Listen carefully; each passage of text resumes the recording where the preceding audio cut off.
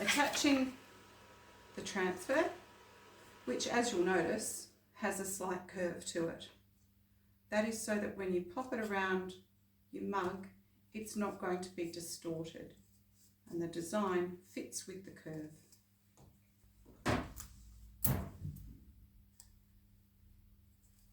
There you have it. That's simple.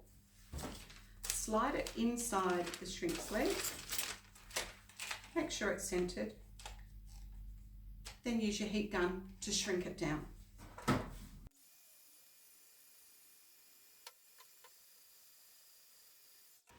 I've set the heat press to 180 degrees for 660 seconds. Now the heat press is ready. Open up your press, pop your mug in. Try to be as quick as you can doing that because you don't want to lose too much heat.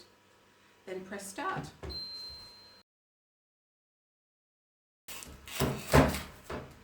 Remove your shrink sleeve and then you transfer. Check it out. Still a bit hot, but unlike ceramic, polymer's quite easy to handle when it's hot if you can take a little bit of heat in the fingertips. This was my first try at a cup following another YouTube video. This setting was 160 degrees and it was about 400 seconds, 420 seconds I think. I put this cup back in multiple times until I discovered that these settings were the ones that worked for me in my press. Keep that in mind when you're experimenting with yours. You will have to adjust times and temperatures.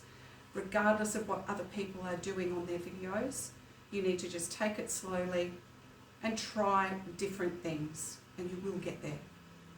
Thanks for watching. Subscribe to the channel and we'll see you next time.